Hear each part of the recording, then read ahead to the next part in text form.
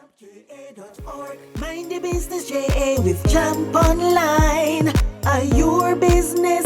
They keep your government in line. Use the MP tracker. If you watch how them a move, the account meter help them improve. Take action. Use the JAMP tool. Track your MP cause they work for you. Mind your business JA with JAMP Online. Let's monitor government at JAMPJA.org, funded by the European Union.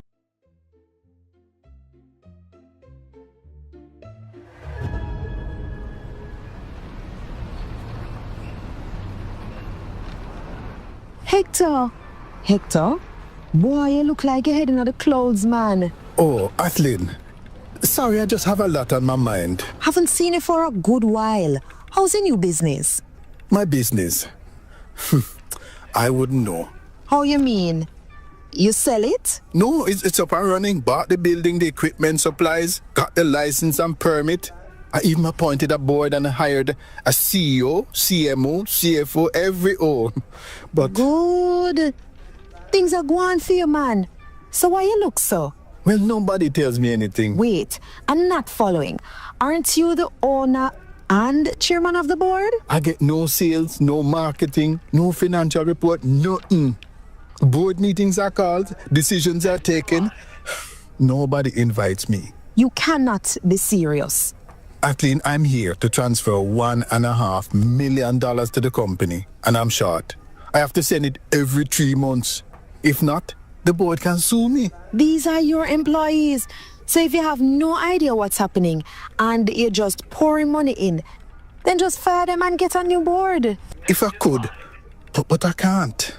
The contract I signed says unless I can prove, say them do crime, missed work 6 days in a row, or they're mad like rat, then I am stuck with them until the contract expires. So how long is that? 5 years. 5 years?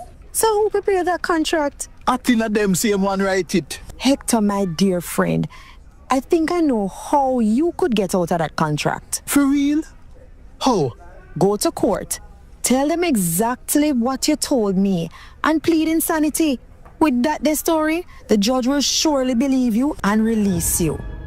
Now, Hector wants what is best for his company, his family, and their future. But he leave himself careless and can't hold his employees to account. But if we're not careful, it's the same thing we doing. So we have to start behave like the owners, employers, and financiers we really are. Visit JAMPJA.org and use our free online tools to track how your taxes are spent and to ensure greater accountability from public officials. A message from the Jamaica Accountability Meter Portal, funded by the UK International Development and the Embassy of the United States. Who do you think you are? Just a citizen? A voter? A taxpayer? You are, but you're so much more than that. You are not just a citizen. You are an owner. You own all public assets, like public funds, buildings, and land. You are not just a voter. You are an employer.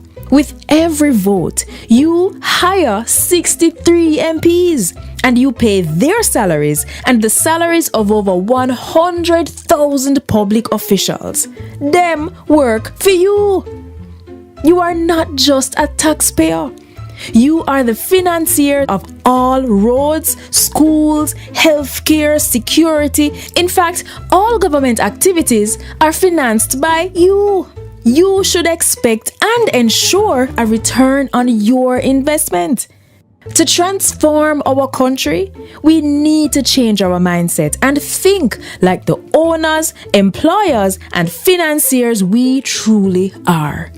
Visit JAMPJA.org and use our free online tools to track how your taxes are spent and to ensure greater accountability from public officials. A message from the Jamaica Accountability Meter Portal, funded by the UK International Development and the Embassy of the United States. Good morning, everyone. I'm happy that we could be hosting this webinar this morning. My name is Jeanette Calder. I'm the Executive Director for the Jamaica Accountability Meter Portal. There is a a topic that we would like to focus on this morning that has been present in the minds of most of the persons that are here this morning. And so I'm really happy to welcome those who could join us for the next hour. We really don't intend to keep you longer than that. And I can see in the room with great joy, and I'd like to welcome in particular our representative from the European Union, Ms. Vanna White, our program manager who will be representing for today. We also I have some members of civil society, fellow civil society members who are part of the accountability and anti-corruption framework. But I'm also happy to see those who are here representing the urban environment. There are representatives here as well from the urban sector. Thank you very much for coming. For the members of the media who are here, we're particularly happy always to have you. It's very difficult to amplify our voice and our findings without you in the room. Thank you very much. I can see as well that we have quite a number of visitors from the lovely island of Trinidad and Tobago. I don't have to ask why that is the case because we do have a special speaker who is going to share some thoughts on the subject this morning, Mr. Afra Raymond. But I want to thank all of Afra's friends and colleagues who are joining us. The good news is, and I would say good news, is that quite a bit of what we will share with you will be relevant to the Twin Island Republic. And I know that there will be some substantial contribution from those of his colleagues that are here. Thank you for coming. I want to share with you why this morning we thought this subject was important, not only for Jamaicans and for Trinidad and Tobago, but it is the question of parliamentary accountability. And not just parliamentary accountability, but 2 years ago, Jamaica got their, I'm trying to find the proper phrase, but were particularly concerned and disturbed about a decision taken by our cabinet, our Minister of Finance, regarding the increase of salaries of members of parliament. It wasn't so much the fact that the salaries were being increased, but it was a matter of process that was deeply concerning as well. And one of the positives to come from that discussion between Jamaica and the representatives was the question of job descriptions for members of parliament. Job descriptions became important to the conversation simply because if we are going to increase salaries of public officials, we felt that the public should be in a position to gauge for themselves what their employees are doing. As the video a while ago shared, we are the employers of parliamentarians and public officials. We are the financiers of pretty much everything, all the programs and the projects. And we are also the owners of the assets that they're stewarding. So we felt that it was very important that Jamaicans have a better understanding of what parliamentarians did in order to be comfortable with the fact that we were going to be financing what we thought were significant increases in their remuneration. The cabinet responded and promised that they would draft job descriptions to guide not just the citizens, but also the parliamentarians who are actually carrying out those jobs. Now, that green paper for the job descriptions were tabled in, I believe, June of 2023. It is now almost 2 years later. We haven't had a tabling of that report. We haven't had a debate, and we certainly don't have in our hands as Jamaicans a job description. Now, the name of our organization is the Jamaica Accountability Meter Portal, and we thought naturally without a JD, it's very difficult to hold an employee to account. So we attended, to the credit of our parliament, there were town hall meetings which gave citizens an opportunity to look at the draft JD and to share back with members of that joint select committee what our thoughts were. We were fortunate enough to attend 2 of those town hall meetings, but one of the concerns that we had was the extent to which citizens could not quite gauge for themselves whether or not the JD was doing justice to what they thought their parliamentarians ought to be doing, simply because they themselves didn't seem to be familiar enough with what a parliamentarian does. So JAMP decided that we would utilize the sponsorship and the support of the European Union, that of the UK International Development, who assisted as well with this survey, to talk to Jamaicans about what they understand is the role of the parliamentarian, particularly as it deals with the issue of corruption. So we want to share with you today what are the findings from that poll. And so for the next, I would say, couple of minutes, we would like to have your attention. But before going into that, I would like to invite Ms. Vanna Lawrence from the European Delegation here in Jamaica to say a few words. And after that, Mr. Afra, Raymond, our guest speaker, I would like to introduce him and then have him share his thoughts with us. Thank you very much. Vanna, over to you.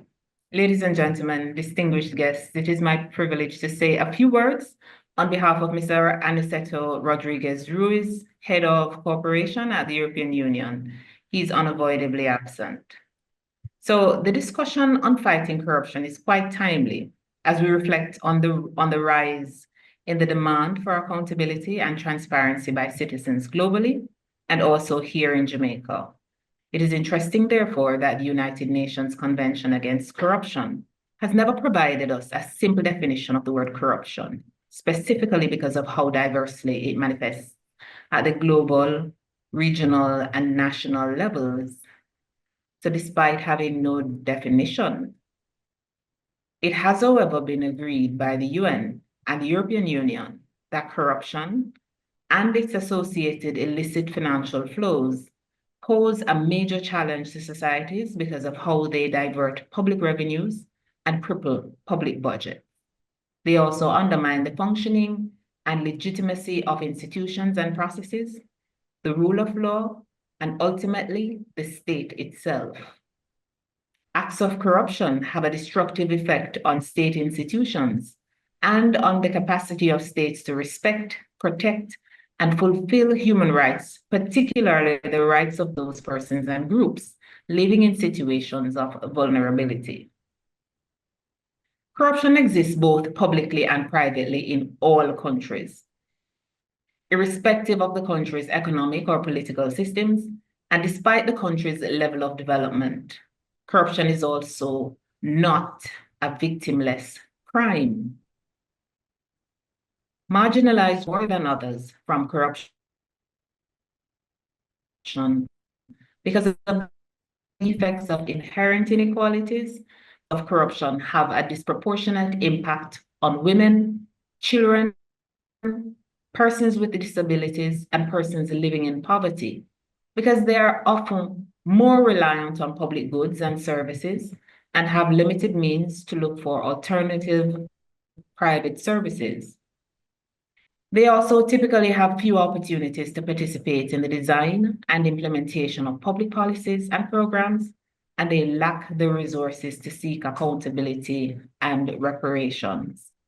And so we pause to applaud JAMP for using a survey sample that includes a relatively wide demographic comprising of women and men of diverse ages, education levels, and professional backgrounds.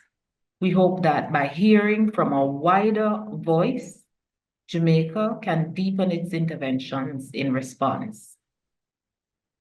Because within the European Union, there is currently significant ongoing work to address corruption by updating the EU's legislative framework on anti-corruption to better prevent and fight corruption, such as raising awareness of the negatives, extending the definition classic bribe include misappropriation, trading in influence, abuse of functions and power, as well as obstruction of justice and illicit enrichment. Introducing minimum criminal penalties and sanctions for different offenses, extending the statute of limitation to prosecute corruption in court, and also to ensure that law enforcement and prosecutors have appropriate investigative tools and resources at hand to fight corruption. And this tells you that indeed corruption happens everywhere. Corruption manifests itself differently in each society. Like most crimes, It is facilitated by opportunity. The EU therefore supports CSO actions that educate citizens of their right to reduce these opportunities for such crime, advocacy, involvement with the political process, and by demanding more accountable and transparent governance over public resources. According to Transparency International Chair Francois Valerian, in his comments on the dangerous trends revealed in the 2024 Corruption Perception Index survey results, he said, corruption is an evolving global threat that does far more than undermine development. It is a key cause of declining democracy, instability, and human rights violations. So as we all work together to help Jamaica 30 development agenda and goals, we hope that these discussions being facilitated by JAMP today will contribute to concrete actions that lead to real development results for Jamaica and for its people. Thank you. Yeah, thank you very much, Vanna. And I really want to just thank the European Union for its continued support, not only of JAMP, but a number of things that you just mentioned there in the fight against corruption and the things that need to be done and the things that the Jamaican government is attempting to do have been supported and continue to be supported by the taxpayers of the European Union.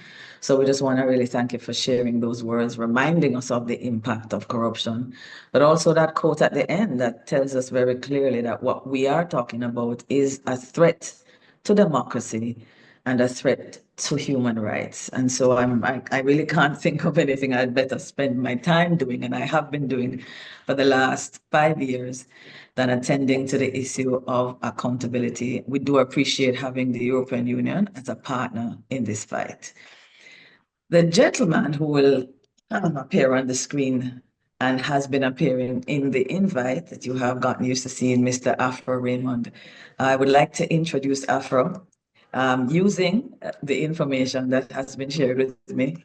But I'd also like the opportunity to indulge in sharing with you how I actually met Afra. But I'll start by saying Afra is a professional fellow of the Royal Institution of Chartered Surveyors, and he's the managing director of Raymond and Peer Limited. You can actually find their website at raymondandpeer.com, P-I-E-R-R-E.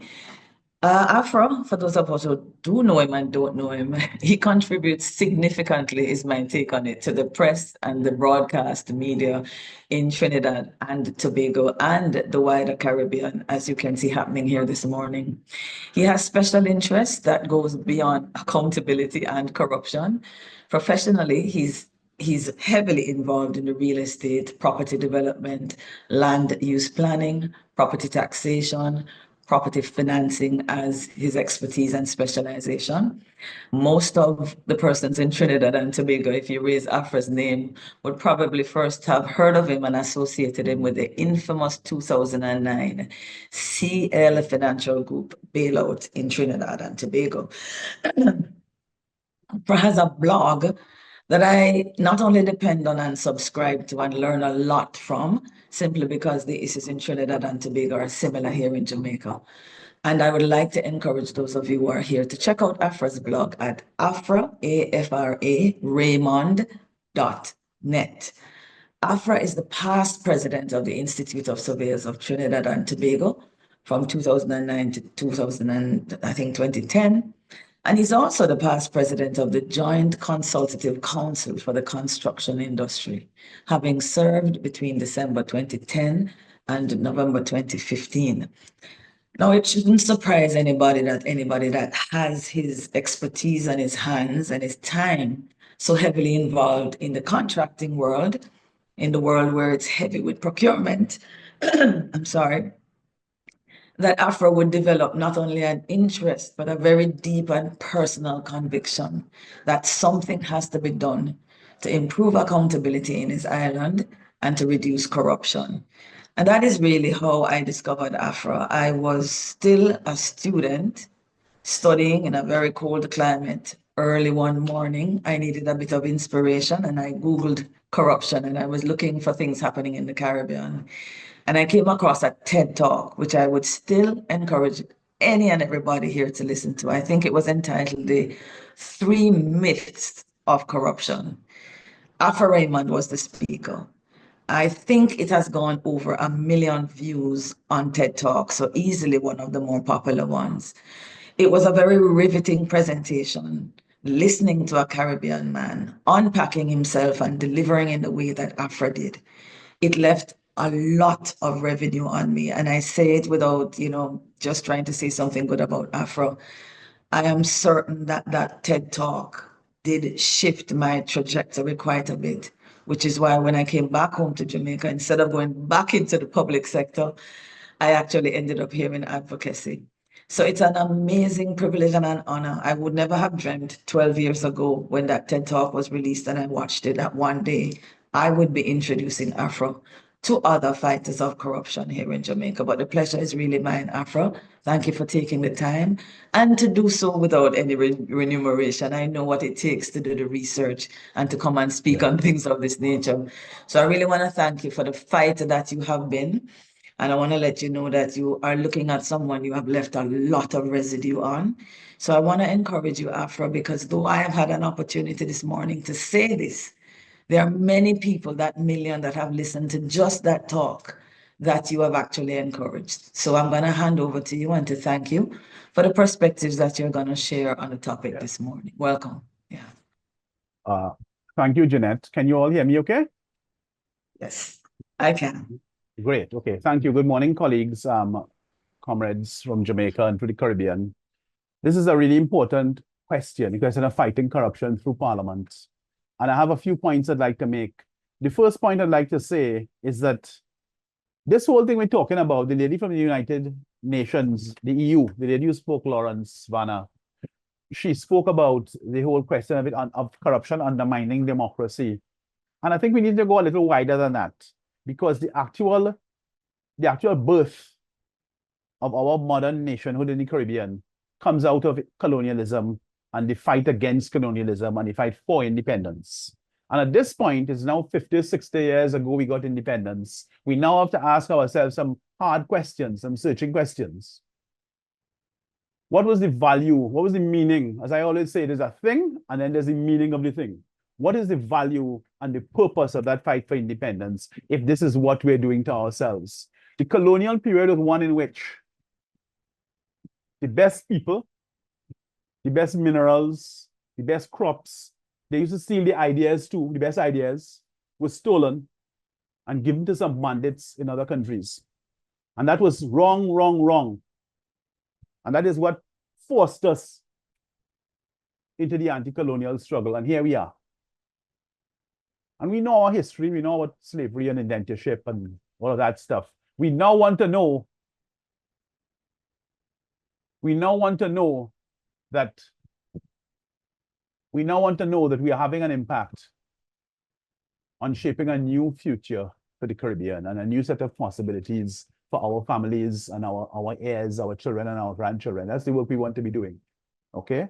We need to give purpose to this thing. So my whole beginning is really to place this discussion, this important discussion, in the context of colonialism and imperialism and independence and so on. And I also want to say that the JAMP probe, because the JAMP poll, the one, Jeanette, the one that you managed, the poll of the Jamaican public perception of the role of Parliament, is really important. I've had some good insight reading it recently. And for example, I could see that 90% of the people polled believe that the MPs have a role or ought to have a role in fighting against corruption. So that was a very refreshing piece of information coming out of your poll. And the second thing that was really interesting, if I can remember correctly, is that 70% of the people polled believed that the way MPs could fight corruption would be to focus on how accountability for the expenditure of public money, which was the second finding in the poll. Very important to have those findings in that sort of order. And that leads us to the point where I'm going to ask you to put up on your screen my screenshot. If you could put it up, I have a screen share I want to share with the audience, please.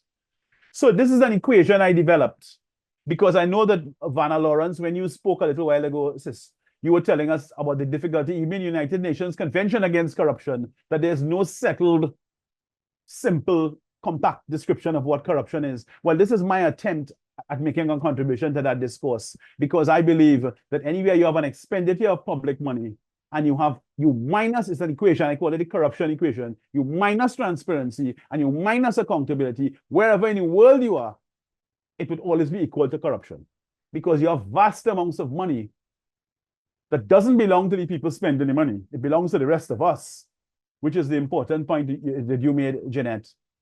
And that money is being spent without accountability and transparency. That's really important to understand. That equation is something that is baked into my work. So I'm sharing it with the colleagues here today so we can have a little attempt to refine a description of what corruption is. Now,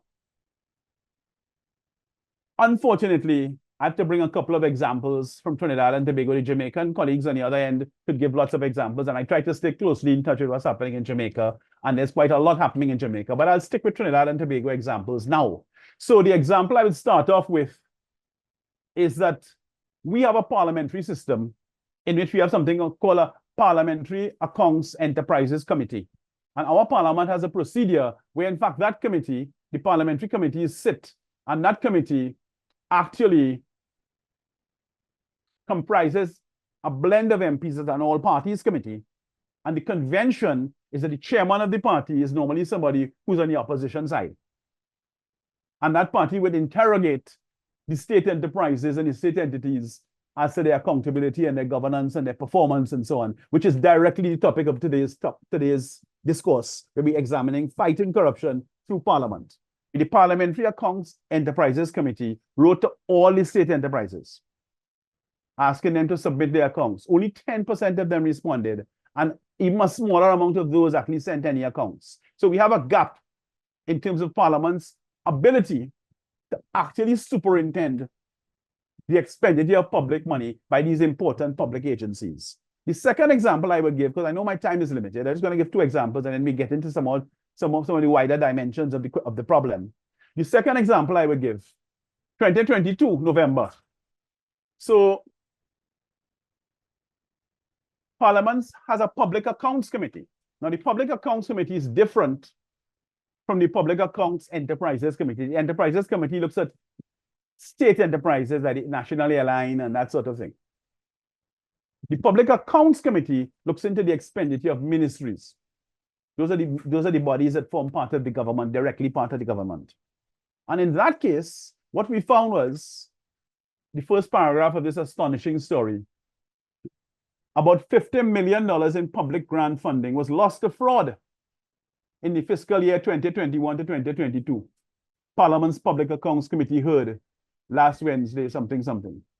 Responding to questions sent in by a member of the public, Permanent Secretary Jacqueline Johnson, and the ministry is called the Ministry of Social Development and Family Services. So this is money that is intended for the poorest citizens. And to place the amount of money in context for the Jamaican colleagues, 50 million Trinidad dollars is about 1.25 billion Jamaican dollars. And this Permanent Secretary, Jacqueline Johnson, gave the estimate of the loss about $50 million. She said, I am not certain of that figure, Chairman, because we do not have any system of finding an accurate figure. Could you believe that? We might be in a position to determine that when our investigation unit has done a more comprehensive review of the system. And that person is not being penalized or punished for that lack of accountability. We had one scandalous newspaper report, which I kept, and it has gone away.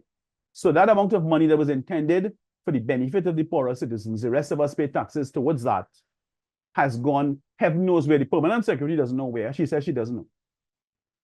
So we then get on to the vexed question of how will Parliament discharge its responsibilities in this important area.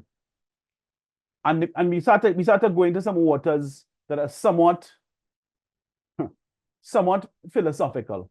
I know, Jeanette, you've done some important work and you shared it with me as well about trying to create job descriptions for parliamentarians. It was very, very interesting. I know it's incomplete, it's a work in progress, but it's a huge step in the right direction. And what we find is that our parliaments, the parliament in Trinidad and Tobago and the parliament in Jamaica, the parliamentarians there and the ministers have to swear oaths that have similar objectives. And the objective of the oath is to get the individual who's assuming high office to swear that they will place national issues, the public interest, in advance of their personal interest, in advance of their family interest, in advance of their party political interest, in advance of people who belong to the same religious persuasion. So in fact, it's an attempt to formalize an arrangement for national progress, where in fact, those people who are serving the public interest dedicate their time and energy to doing so. But what we observe when we get into the nitty-gritty of how the thing really goes in the Trinidad and Tobago public life among the leaders and in the Jamaican public life among the leaders, you find that in fact, what actually is at play, and it's at play internationally in other places, but I'm not here to talk about those other places, is that somebody could do any stupidness, any illegality, and their party colleagues, their partisans will support them no matter what. So it's a perverse case of my country, right or wrong. And there's a deep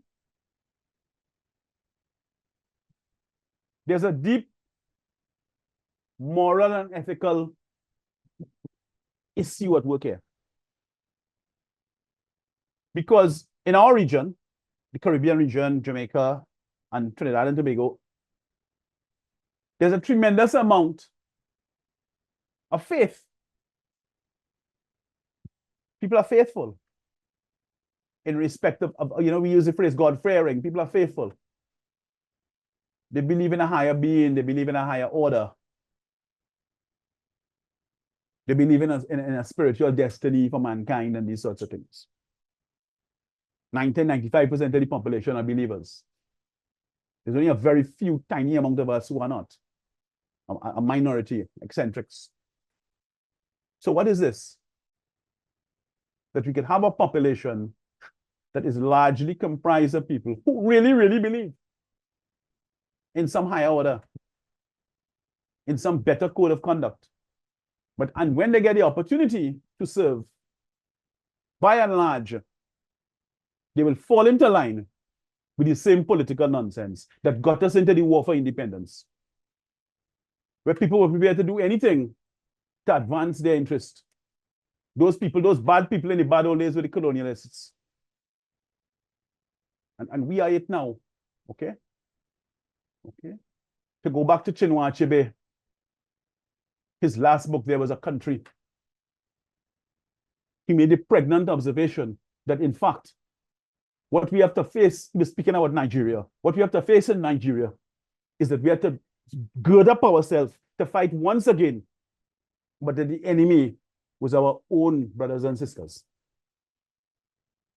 I'm not going to go much further. I think I'm about 13 minutes now. I know we had a break in transmission, and you were very patient with me. I made a few points.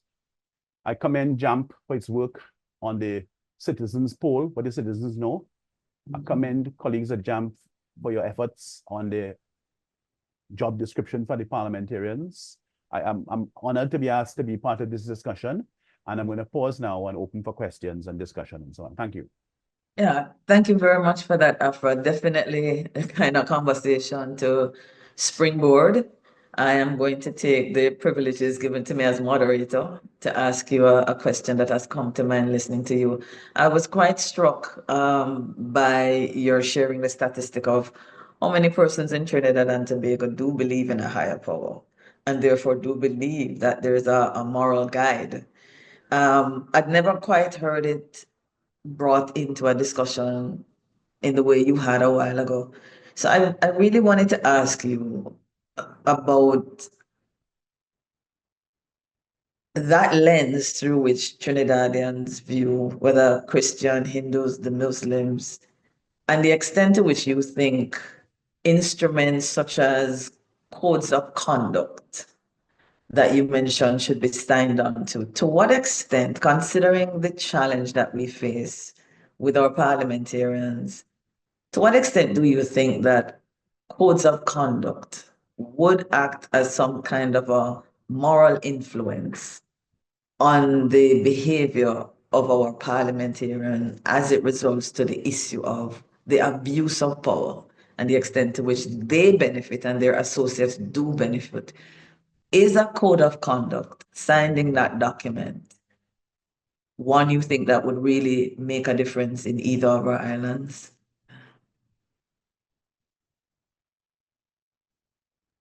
Answer is yes. I think codes of conduct are very important.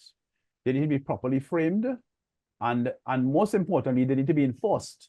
Because in Trinidad and Tobago, let's talk about it. In Trinidad and Tobago, we have an Integrity in Public Life Act, which is the originating legislation for our Integrity Commission. Mm-hmm. Now, the Integrity in Public Life Act, as you would imagine, because you have a similar act in Jamaica, most of the discussion around it is about corruption. Yes. And about the public officials declaring their assets, their liabilities, and their income, and their spouse and their children, that sort of thing. So if you get a kind of a snapshot of what an MP, or in the case of Jamaica, PM Holness and his wife Juliette, who's also the Speaker of the House, what are their assets and liabilities, and so on and so on. And most of the discussion and the prosecutions that take place revolve around that. The whole question of declaration of assets or the non-declaration of assets, or somebody found an asset that wasn't declared. Mm-hmm. But in fact, in Trinidad and Tobago, the Integrity in Public Life Act has two limbs. Mm-hmm. Okay. There's a second limb that almost nobody ever talks about. What is that? And the second limb is a code of conduct, which in fact very beautifully intersects with the concerns I've been framing with relation to accountability and governance and public bodies and so on. Interestingly enough, the way the act finally got through Parliament, the Integrity in Public Life Act, the way it finally got through Parliament, the bits about people filing this on this date and what details you're supposed to file and the declarations, those bits are tremendously detailed. Okay. But with penalties. But the bit about the code of conduct, yes, is almost silent on penalties. So I believe if the Integrity in Public Life Act in Trinidad and Tobago, to answer your question, yes, I believe codes of conduct have an impact, and they could have an impact that is you get a lot of bang for your buck. If we're going to do codes of conduct, let's do them, but let us embed them in legislation where in fact there are serious penalties. The other point I want to make, wrapping up this quickly, Jeanette, before we go to other questions, is that in fact, the Integrity Commission in Trinidad and Tobago, my observation, and I mean, if anybody is here from there, they could answer back if they want. My observation is that their powers of prosecution have been very sparingly and very politically applied. I can only remember every year they publish hundreds of people who haven't filed, and this person should have filed, and that person should have filed. I can only remember 2 cases they ever did where they actually took action or something resembling legal action against people. One was former Prime Minister Basdeo Pandey, who passed away recently. And the other one was the person who left our Prime Ministership on the 16th of March, which is Dr. Keith Rowley, when Mr. Manning was out to get him, and there was a whole political wickedness taking place within PNM. But those are the only 2 cases the Integrity Commission ever did, where they actually tried to put anybody in court. Over these 25 years, with corruption having expanded beyond anybody's imagination, those are the only 2 cases that I am aware of. So there needs to be an effort to, there needs to be an effort to use your prosecutorial powers, and there needs to be an effort to put some penalties into the code of conduct. That's it. Understood. I like that. The matter that there would have to be sanctions attached to that code of conduct while embedding it in the legislature. We have had challenges here in Jamaica. I think, if I recall, members of the opposition signing. I don't believe members of the government signed, but there has been real effort on the part of our Integrity Commission to have our parliamentarians sign. I think there has to really be a lot more citizens' pressure and demand placed on those who haven't. But I'm very happy to hear about where you think it should be and what should be attached to it for it to be meaningful. Are there any questions in the room for Afra? can't tell if there were any in the chat. Let me just take a quick look. No. Are there any raised hands that I can't see, but Tech can see? And if not,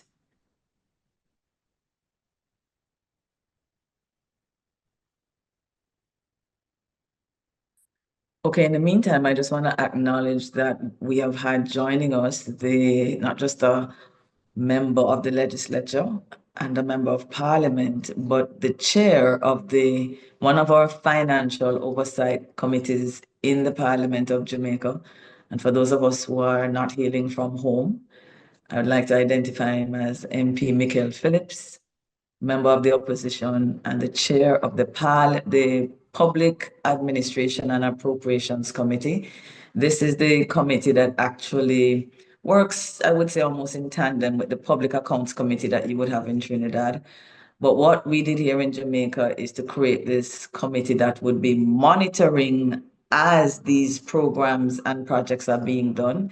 As the Prime Minister has said, the macro critical projects and programs that if they go wrong, they will have a severe impact on the economy. This committee has the responsibility for calling in the technocrats to ensure that money is being spent in accordance with the budget, and the laws are being honored, the internal controls are in place to be able to deliver on the outcome of the government's policy directives. So I really want to thank MP Michael Phillips for joining us. And I see a raised hand from Rachel. Rachel, you can just open your mic and ask Afra. Hi, morning everyone from Trinidad. I just have one question, because this is something that has been of concern to me for many, many years, is lack of enforcement. Is there some way we can actually get enforcement? Because the definition that you propose, where you minus accountability, you minus transparency, and that is corruption. I agree with that.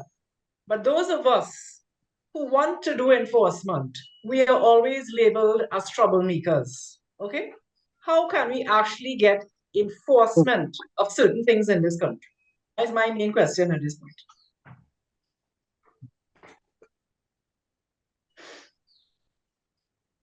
Afra, you caught the question? Sure, no problem.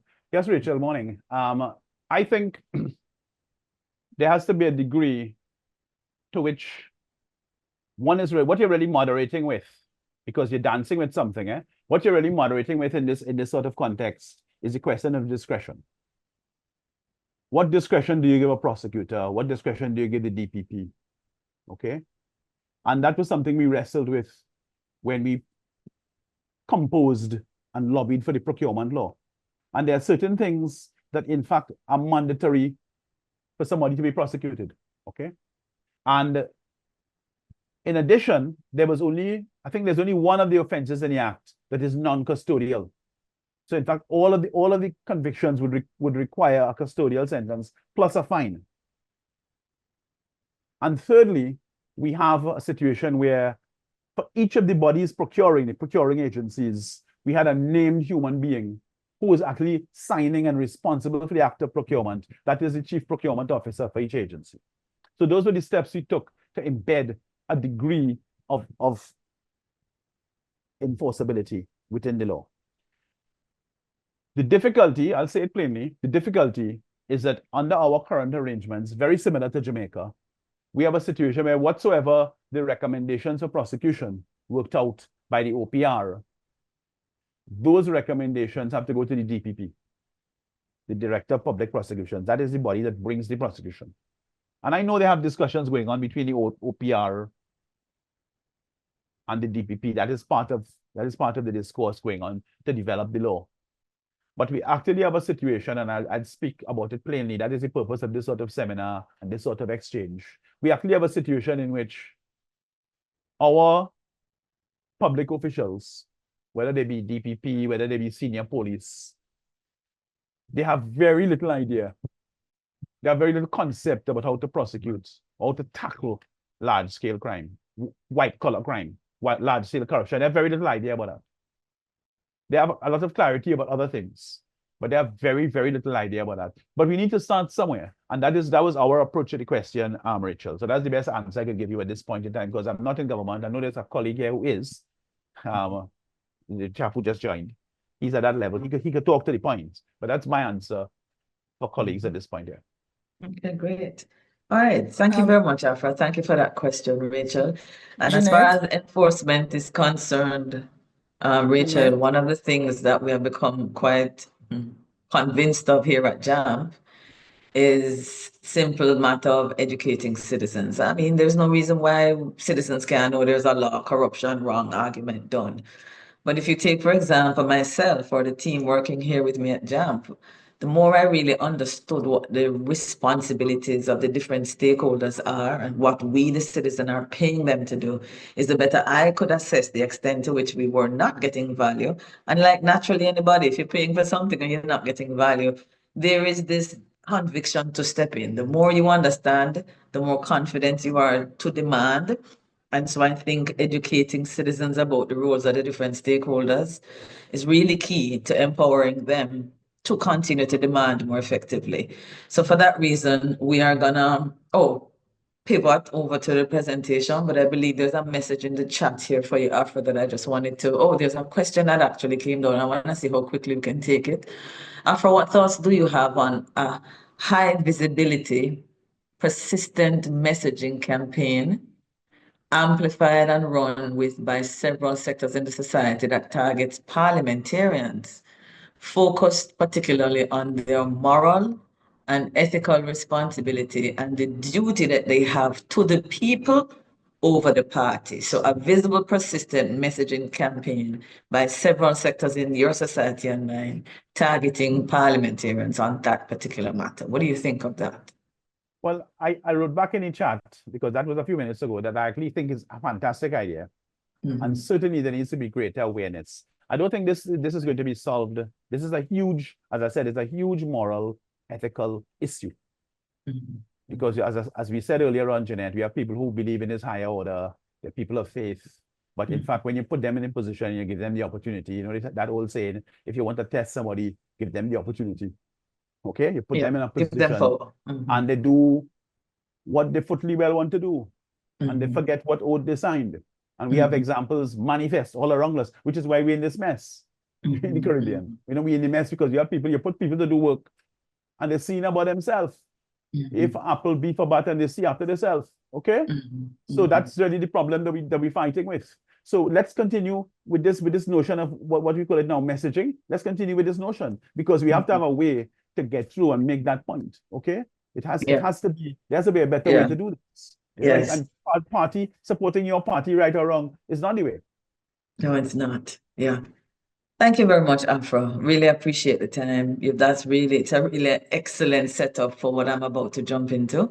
And Rachel just says part of the problem is that most people do not speak up when there's corruption. And again, Rachel, I really want to say that I don't have, well, not that I don't have anything else to draw on, but a lot of the confidence that I myself and others have garnered to have the conviction and the confidence to speak out has come from a better understanding of both the legal, the policy framework that our governments have put in place, the roles and responsibilities of the public officials and the parliamentarians. And the more we came to understand it, like anything, you understand something better, you feel a sense of, confidence around your ability to step out. And we really want to focus a lot going forward here at JAMP on educating Jamaicans, believing that they will respond the way we did if we share with them the best we can. So I'm going to jump right in. The idea is just to run through the findings, to share with you what our analysts got, and to take your questions at the end. We will close off with telling you what our next steps will be after the questions. Now, as I hook up, I just want to really thank the team at Digicel and their subsidiary company, Trend Media, who was responsible for providing the platform that we utilized for the survey. Just a little bit on the methodology. This was not this is what you would call a self-administered survey. We're using Digicel's platform and the technology provided by a company called Silverstone Consulting. Citizens receive this via their phone. and were free to simply share with us their thoughts through what were, for the most part, multiple choice questions that in some instances had open-ended opportunities, meaning open-ended questions where they could simply share if what we had as the multiple choice didn't quite fit their perception and their choices.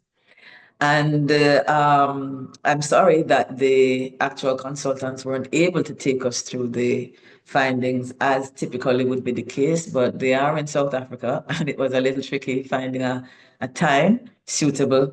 If there are any questions on methodology or anything of that nature after, I would be more than happy to pass that on to them.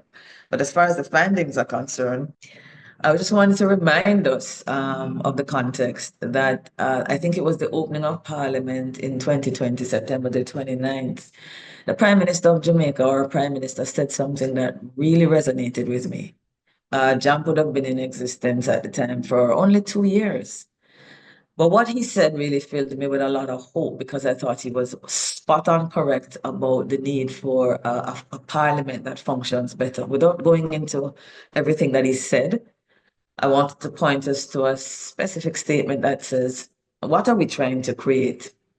We're trying to create a parliament that functions and a parliament that works, where every single MP can execute their duty and their roles effectively.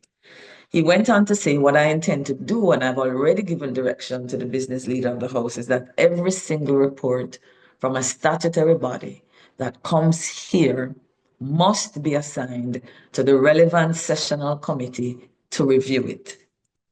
And last, I'll just pull out again here, it says all committees will be functional and their role is to what? Ensure that the government keeps the commitments and the promises it made. And that way we will see what? Greater accountability. So I was expecting coming away from that to see a parliament where, having set the budget out, what we are going to be allocating, the parliament, having had that responsibility, has for the next 12 months to monitor and oversee government to ensure that the laws are kept, that the internal controls are in place to mitigate against fraud, corruption, waste, and mismanagement, and that the money is spent in the way in which the parliament had dictated as per the will of the people based on what their understanding was. I was really excited about that. It hasn't quite turned out to be what we had anticipated, and therefore we wanted to revisit it as we are this morning through the green paper that was prepared in June of 2023 by the Office of the Prime Minister. Now, you'll recall a joint select committee was established in the Parliament, and a reminder that's members from both houses, the Senate and the lower house, joining together when they would typically review bills separately. The Joint Select Committee allows for both parties to sit and to what? This is the exciting part, to engage citizens by having us submit our thoughts on this job description. Now, JAMP did provide a submission. And in our review, and might I say that the submission was submitted to Parliament in December of 2023. Since December of 2023, we have not heard, we have not received a response. There has not been another meeting of this Joint Select Committee. So we are actually hoping and are grateful for the media present, because the whole idea of a part of this conversation is to try to see if we can trigger a response from the Parliament to have them sitting again, hopefully before the close of the parliamentary term, and we don't know when that is, but it will be related to the, more than likely, the general elections ahead, but that we can get a little bit further. Now, when we review the key deliverables and outputs, these were the 10 that were in the draft, and what I've done is to put in blue for you those that are related to the constituency at the local level, and the rest are those you could say are the key deliverables and outputs within the parliament. Now, we thought this was a little disproportionate, that we had a breakout of 10, half of the deliverables dealing with one program in government, the Constituency Development Fund projects, which represents $1.26 billion. That is exactly 1% of, say, the Jamaican budget this year. Now, that's concerning that 99% of the oversight, 99% of that budget and the oversight and the work that Parliament needs to do really has not been captured here at all in the key deliverables and outputs. When we went to the key responsibility areas, of which there are 12, again, what you will see in blue are 8 of the 12, which is more than 50% of the key responsibilities areas, again, focusing on the constituency, leaving only one, which is number 4, looking at the oversight that is necessary of the executive, which is the ministries, departments, and the agencies. So we thought it was a very good breakout of what needs to be done at the constituency level, and we're not suggesting that it should be shorter. What we thought is that more attention needed to be paid to oversight, because much of that oversight will be cauterizing and dealing with acts of corruption, and therefore we didn't think it did it justice. So pivoting to the survey findings, which we think will and could and should assist the Joint Select Committee in their considerations. We want to share that we had 57,086 Jamaicans who had actually seen the link. There's a 400,000 dissemination, but 57,000 who actually saw it. 4,233 actually clicked on the link. And of that 4,233, 1,757 started. And for the most part, got very far in, but you will see the difference between the starts and the completes. It's 305. So what that really means is that as we go through the findings, you will see that the respondent numbers changes for some of the questions, simply because in some instances, you are entitled to skip over a question if you think you can't answer it or you don't want to. So having said that, we just start with the 1,757 who at least started. This broke down into a significant number, which represented the female population. That was 71%. And the male at 488, representing 28%, and 1%, 26 Jamaicans who preferred not to say. Now, because of the ratio, and how disproportionate it was, it is not what you would call a representative sample. Jamaica really almost has 50% of male, female almost. And so in recognizing that it's a self-administered survey, and the women were more responsive, what we did with the results was to ensure that we broke out the results also into male-female responses so that it could continue to reflect what we would say is a more better representation of the nation, rather than simply looking at it from a general response perspective. The age of the respondents, the majority of citizens who responded to the poll fell between 25 and 34. And by gender, I'm going to just be referring to the overall findings, but for those and everyone here will get a copy of the findings. The breakout in gender is there for you to assess and analyze accordingly. In terms of education level, which is part of the demographics that we thought was important, it was great. We found that 98% were between, secondary and tertiary, 51%, almost half being tertiary, and 47% being secondary, and only 2% being at the primary school level. We also thought the question of employment.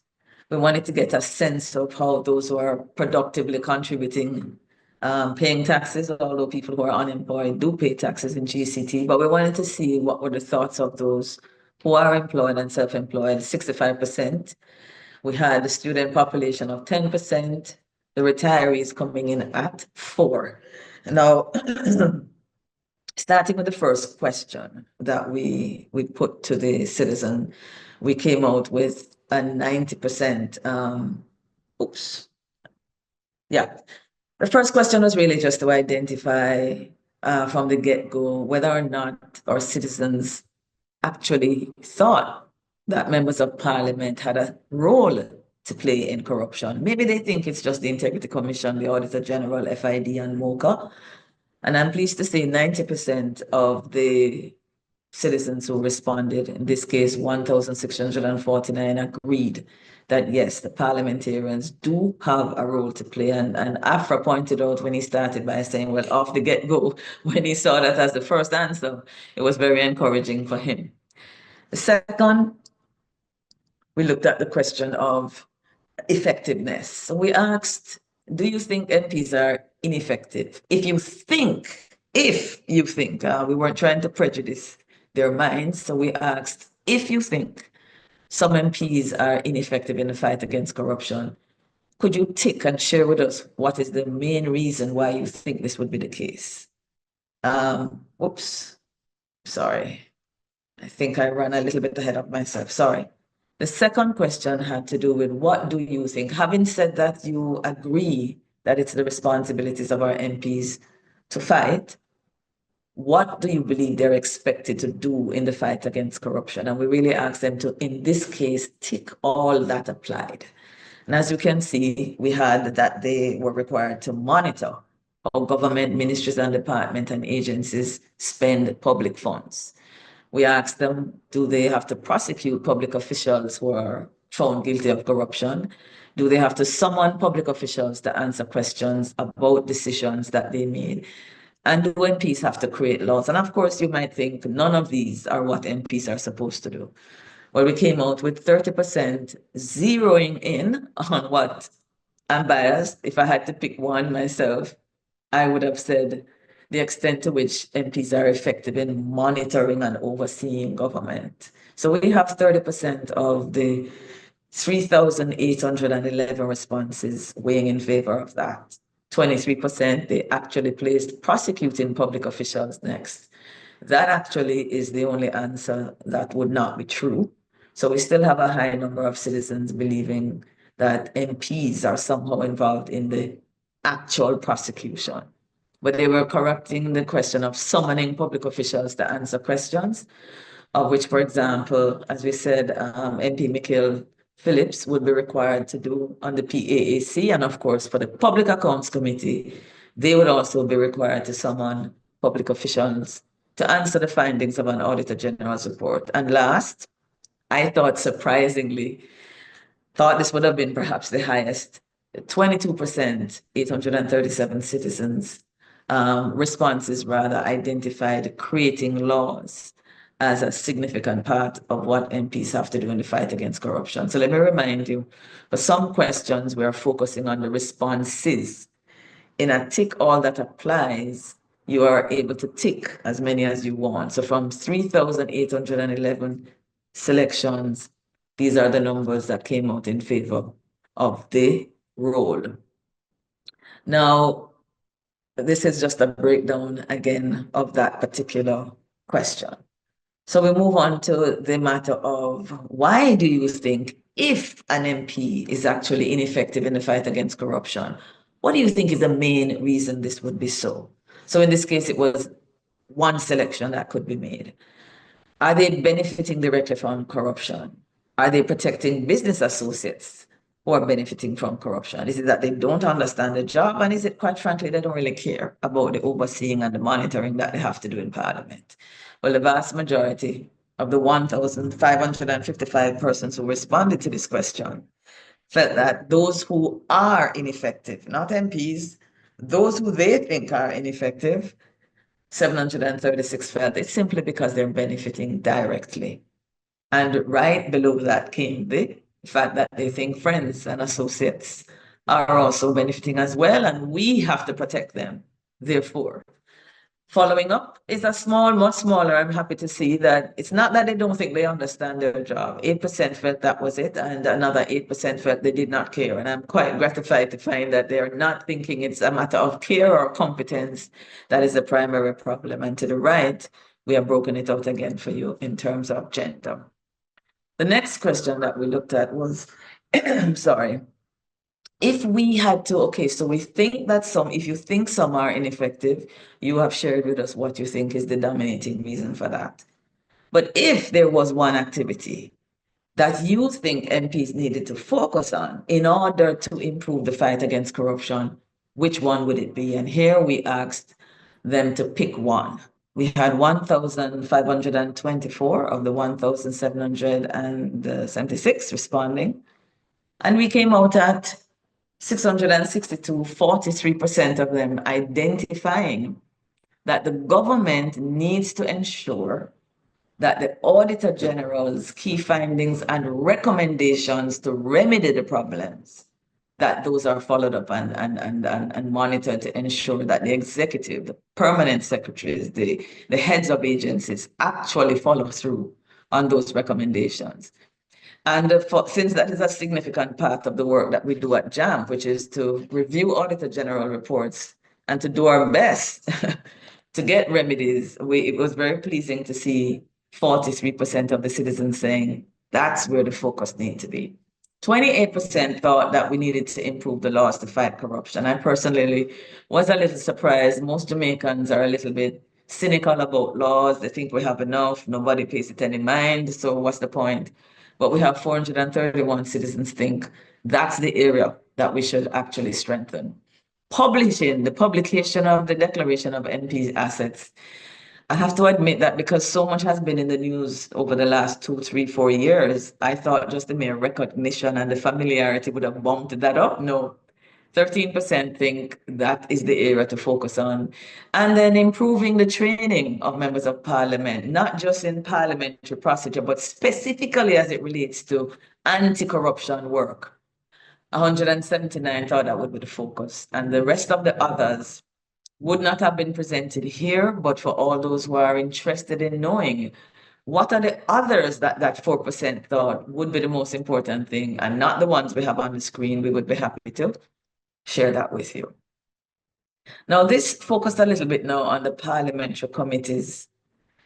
And we asked them the question, which of these committees of parliament play a crucial role in fighting corruption? And of course, well, let me just share with you here, the Standing Finance Committee, the Public Accounts Committee, Integrity Commission, Oversight Committee, the Ethics Committee, and of course, just tell us if you're not familiar with any. And oops, Daisy. And we had 75% of the respondents, is the assessment, really had little to no familiarity of the parliamentary committees. As you can see on the graphic there, we had only, what is that? We had 43% of the 1,511 who responded correctly identifying one. And then we had the 32% that follows next. They were not able to identify any of the committees on the screen. Then we had 198 representing 13% who were able to identify 2 of the 3 committees that actually help fight corruption. That's on the screen. And we only ended up with 170, 11% of citizens that were surveyed or responded to this question, being able to identify the 3. So the trick one there would have been the Standing Finance Committee. That's the committee that first receives the budget and grills the ministers over the plans that they have for the next 12 months. But the PAC, the Integrity Oversight Committee, and the Ethics Committee would be the three committees on the screen that have a role in fighting corruption. The Integrity Commission Oversight Committee was identified as the most important in their assessment, in their perception of what this committee does and the impact it would make. We had a significant amount identifying. It's interesting because the Integrity Commission Oversight Committee is the newest of all of them on the screen. So that's actually encouraging for the members of that committee. 19% was just outright not familiar. The Public Accounts Committee followed, the Ethics Committee, and then the Standing Finance Committee, which is actually a wrong answer. We still had 10% identifying them as the most important. Now, this is a question that I found particularly interesting. Doing this work for a while, there's not too much that surprised me, but this was a different kind of question being posed. And I want to just share quickly that the reason for this question is that in the town hall meetings that I attended, where the Joint Select Committee was engaging the public, and JAMP, for instance, shared the concern that we shared at the beginning, which is that the job descriptions seem to have an unhealthy focus and dominance of work, not just in the constituency, but on one program of government. And the response that I got on both occasions, which is recorded, I believe those YouTube videos are available on the Parliament's YouTube channel, is that Ms. Calder, we hear you. And it was said very openly and very honestly, which I appreciated. The reason for that is that we get our power from the community, the constituency. And so that's where we are focused. My argument was that if you did the work that is necessary in the legislature, in good budget oversight, good policy, good programs, your constituency would be doing far better than just that 1.26 billion that we are spending on the CDF. So we wanted to know, and their response was, oh, I forgot, was when we go into the constituency, nobody did not care about so much what's happening out there. They care about what's happening in here. So we put the question to the participants in the poll. MPs have different responsibilities. One is to represent the interest of the constituency and to ensure its development. Another one is to monitor the work of government and to ensure all citizens benefit from public goods and services. Which statement do you agree with? The responsibilities in the constituency is equally important as the work beyond the constituency, or B, MPs monitoring work in the constituency locally is more important to you, or C, MPs monitoring and paying attention to the national agenda and public work is more important. And the answer that you have on the screen tells the tale. 57% came out saying that on a national level, paying attention to overseeing and monitoring national public work, they considered it to be more important if they had to choose than what is happening necessarily in their constituency. So I'm quite eager, I confess, to share that with the Joint Select Committee with the hope that it will have some impact on how they're thinking. We only have two more.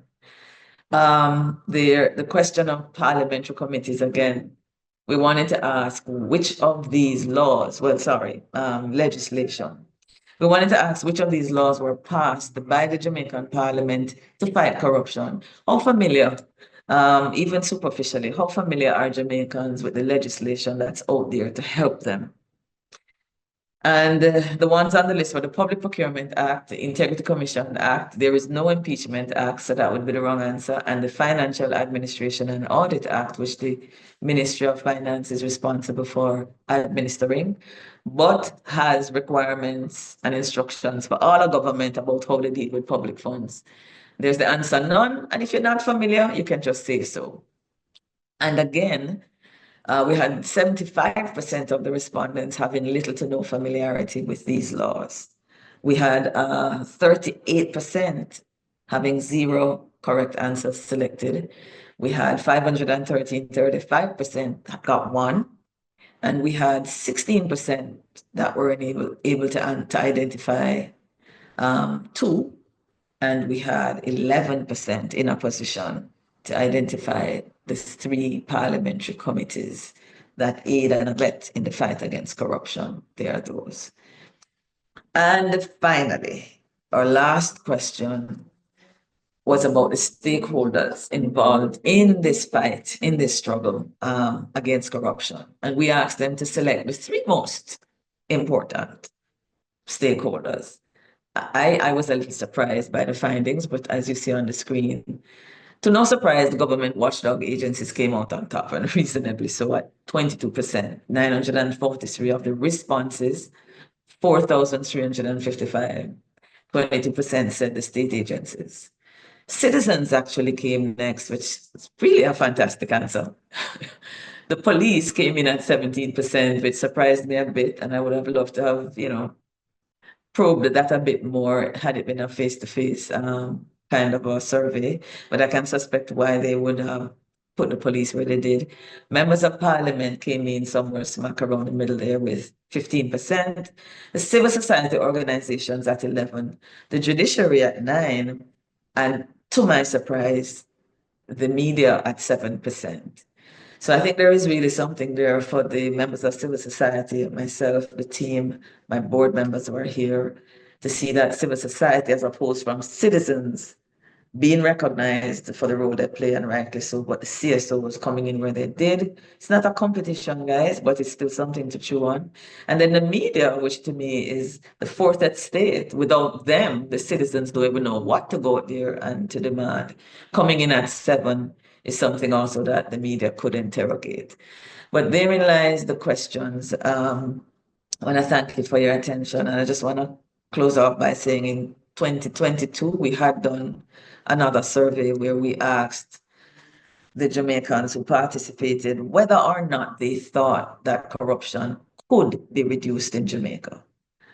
And usually I ask folks in our workshops to guess, and they've never come close. I have hardly found anybody who thinks that we got more than 50% of Jamaicans saying we can do it. But the sample indicated that 86% of them believe that yes, we can. So I'm gonna end on that note because it's an encouraging note to recognize that the Jamaicans are saying, of course we can do it. Question is there the will for us to do our part and our parliamentarians and the other stakeholders to do theirs? Are there any questions? Jeanette, I can't find the raised hand, so I don't know if you're hearing me. Sure, I can. Yeah, Go ahead, Carol. and so apologies everybody that I'm jumping in this way. And good morning. Thank you to JAMP and to our guest presenter and everyone for coming on.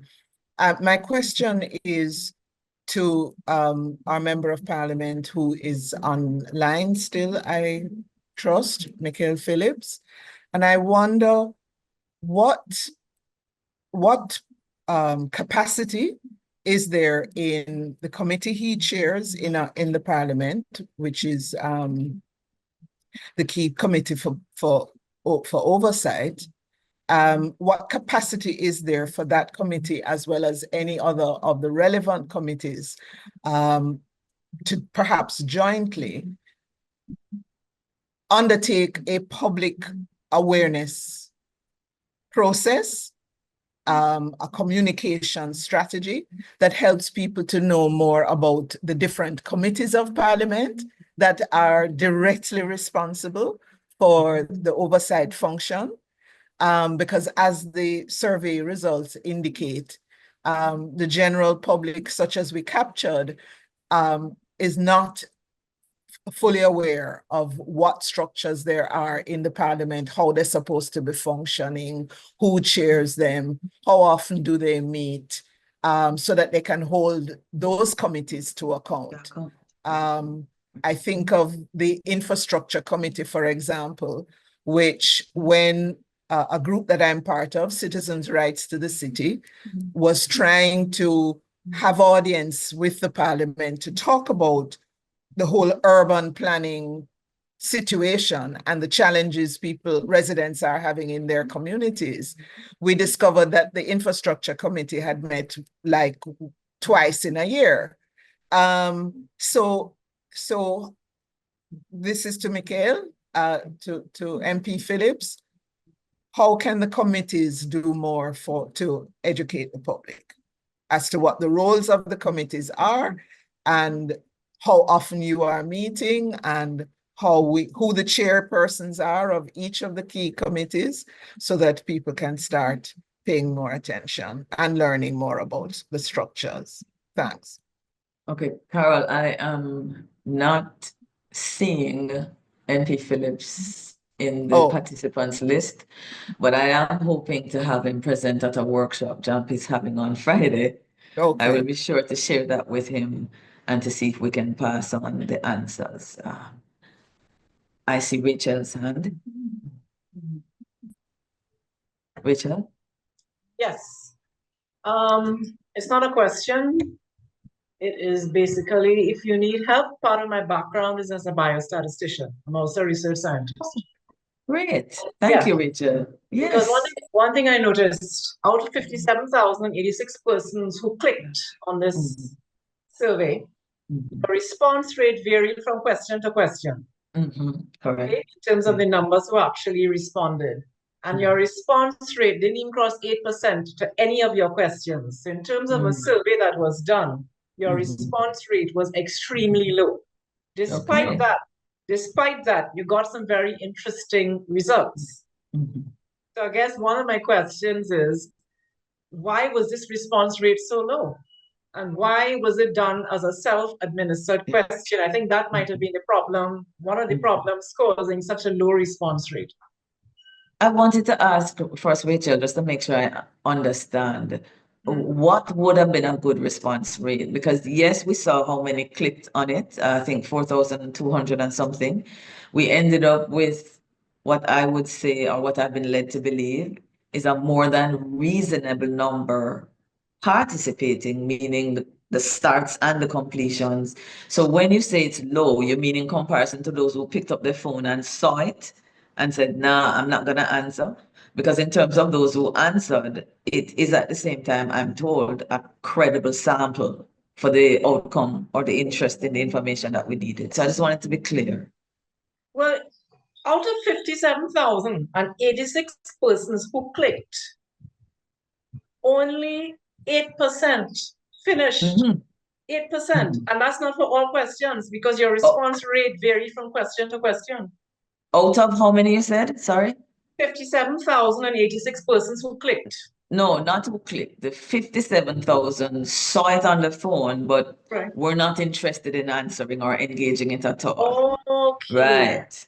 Correct. So we had 4,200 who clicked and would have opened it and would have seen something that says, we'd love you to participate. JAMP, who we are, asking you to participate in this. So 4,000, let me see if I can give you the exact figure.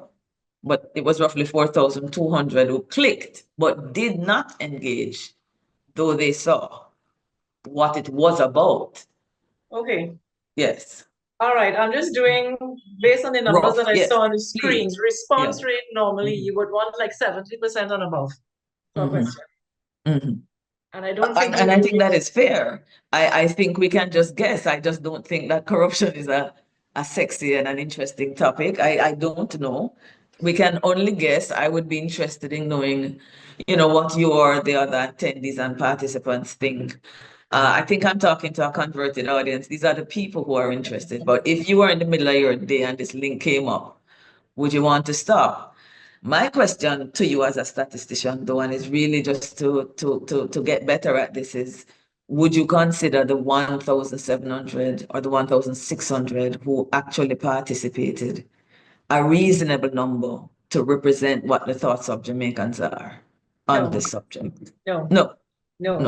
I'll tell you why. I'll tell you why. Yes, please. Because the majority of your respondents were either with a high school or a first degree or higher, which means you're leaving out the majority of your populace who did not finish high school or did not finish primary school. The majority of the populace who didn't finish it. And okay, I will have to say thank you. I appreciate that comment. That certainly went over my head. So you would say it's not a representative sample then, since that doesn't necessarily reflect those persons. Can I put you on a little bit of pressure then? Not pressure, Rachel, because this is an important point you're making. I see then where there's a challenge. Can you share with us how you think what we have done here might still have value? Because the intention is to share this with our parliament. So having only received, or the majority of persons who have responded are in that category, how then would you recommend I share this with the parliament to ensure, assuming that it still has some utility despite that deficiency? So what good is it still? Just to add to that, Jeanette, and hi everybody, I saw the question, who are you? I'm Carol Narcisse and I chair JAMP's board. Just to add to what you're asking, if the sample is a sample of the most educated, right, high school and above, and their level of awareness is as it's shown to be, and so on, is that a finding, a result that is compelling? Because if amongst this sample of amongst our most educated, this is the level of awareness, but also these are the thoughts about how we could be fixing matters, is there value to having this very discrete grouping, recognizing the other limitations? Yes, there is value. You just need to put your qualifying statement that the persons who finished, yes, this was their education level. But addressing the point about the majority of your populace who did not, same thing happens in Trinidad. Because for the last 6 years, I've been managing home care for my mom. So I have been dealing with persons, caregivers, several caregivers, most of whom did not finish high school. And the majority of them, 9 passed through this house, and I think only one, actually 2. One had a first degree from UE, and the other one didn't finish high school because she was pulled out of high school to be married. Okay? And she has said more than once she has no interest in what's happening out there. But because of what has been going on in Trinidad in the last few years in terms of corruption, she actually said she would vote for the very first time. So she never voted. Okay? So a lot of the average person on the street who does not have high school or a first degree or higher, you need to reach them. How can you reach them? Right now, a lot of people are struggling because they don't have work. And it is across the board. We have to think about finding a way to reach them so that they can vote. If you want to talk to me after, I don't mind. I have ideas all the time. Wonderful. Thank you, Rachel. Really appreciate that. And Carol, the backup question as well. Ika, really? Question? Comment? Oh, it was just a comment. Are you guys seeing me? Yes, to say that I think you had Ika, if asked. possible, are you able to turn on video? I think it's sorry. Oh, we're not seeing you, but go ahead, please. Okay. Yes, I was saying in Jamaica, you know that the graduation rate for high school is about 70%. And so while I do understand that, you know, it's important to get a diverse voice when it comes to surveys, I do believe that from my experience doing my master's degree, that it does have some representation, because with a population of graduation for 70%, majority of the respondees are going to be students or persons that have graduated at least from high school. And while, you know, the government is trying to increase that amount, you know, there's still a lot to commend Jamaica for in that regard. But as it relates to the question, if I receive that survey, you know, as regular icon, not a staff, I would not have selected it because I don't like to do surveys. And it's not because of the contents. I'm imagining that there are also Jamaicans that probably would not have clicked it just because they find surveys to do tedious. Whether you ask me in person or online, I probably wouldn't do it. So that was just my feedback to say, I don't think it's just a lack of interest in the concept of corruption. Some persons are a little reluctant to do surveys. Understood. Thanks for that contribution, Nika. I'm pretty sure that was a part of it as well. But I really do take the point that Richard is making, and I appreciate them both. Was there anything in our findings that surprised anyone here that they'd like to comment on?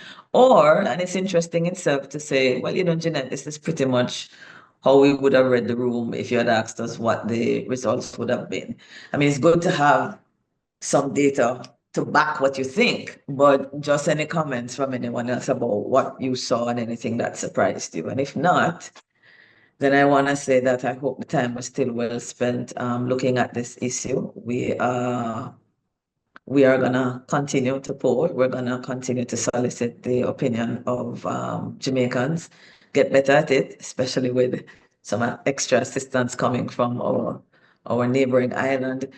But I just, you know, want to say, you know, for civil society to do these polls, it's important. There was a senator only a couple of weeks ago in the House at a joint select committee reviewing I think it was either it was the Integrity Commissions Act, who did make the comment about civil society's contribution and our submissions to say we're only speaking for ourselves, and in a way being a little dismissive of what our thoughts were.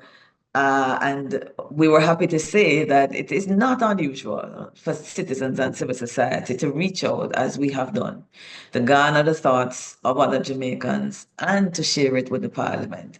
So I'm fully anticipating, with that challenge and that comment that was shared in the House, our sharing these findings, we would be able to say, well, here are other Jamaicans, not only what JAMP thinks in the submission that we provided the Parliament with, but here are what citizens are thinking. And we will be there at the next sitting of that meeting to ensure that this is considered and it is brought into the question of how can our members of parliament increase their effectiveness in the legislature on behalf of the citizens in protecting our funds and stewarding our assets.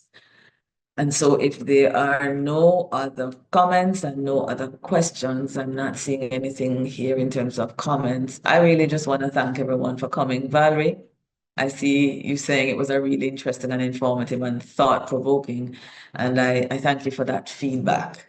So folks, the work continues, a luta continua. Thank you very much. We will be disseminating the actual report to everyone who is on our dissemination list, on our invitation list. And certainly, though you were here with us, we will be sharing it with you with the email, via the email that you registered.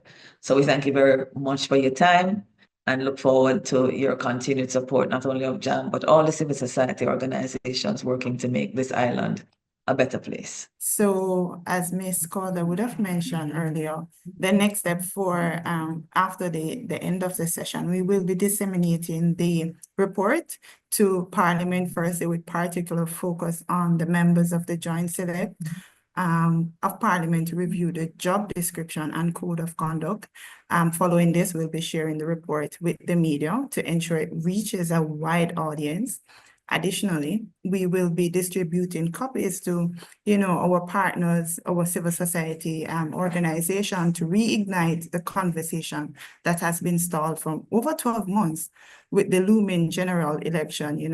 It is our hope that the job description will be approved by Parliament, and that will be instrumental for us to select our next members of Parliament or employees, as Ms. Calder would have said many times. So before closing, I just want to take a few minutes to, express our heartfelt gratitude to the European Union, our primary donor for the civil society organization as actors of government and development project. Their support since 2019 has been invaluable and in advancing, JAMP, as well as our island home, Jamaica. So we just want to say thank you. We also wanted to acknowledge the financial contribution of the UK International Development, which covered the cost of the Citizens Poll through the British High Commission in Kingston, Jamaica. We also wanted to, take a minute to acknowledge MP Michael Phillips for joining us. We realized that he had to leave earlier, but we hope that the insight from the survey will be beneficial in furthering the discussion on the MP job description in Parliament. Our sincere thanks as well. Our sincere thanks to the public officials from the various state agencies, especially those from the anti-corruption organization, for their continued support and engagement. A special thank you to our guest speaker for providing such invaluable commentary on the report. It is always enriching to exchange insight with our CARICOM partners, particularly from Trinidad and Tobago. Your commentary cemented that without transparency and accountability, corruption is the result. We would also like to acknowledge and thank the member of JAMP's board for joining us today. To our media partners, we recognize the demand of your work, and we are grateful that you took the time to join us today. Your oversight and support in holding the government and Parliament to account are vital. As customary, we remain available for interviews. Requests for additional information, just reach out to us. We also wanted to extend our gratitude to the civil society organization that we rely on and continue to collaborate with. Their tireless effort to create a better Parliament and Jamaica is really commendable. We would also like to acknowledge the members of the academic community here with us today and those who would have had to leave earlier. We also wish to recognize and thank Digicel Trend Media for facilitating the survey, as well as Silverstone Consulting. And of course, to our other guests from Trinidad and Tobago here today. Thank you for joining us today. We hope the information shared today will stimulate you to become better owners, employers, and financiers. Have a wonderful day. JAMPJA.org. Mind the business JA with JAMP Online. Are your business? Fi keep your government in line. Use the MP tracker. If you watch how them a move, the account meter help them improve. Take action. Use the JAMP tool. Track your MP cause they work for you. Mind your business JA with JAMP Online. Let's monitor government at JAMPJA.org, funded by the European Union.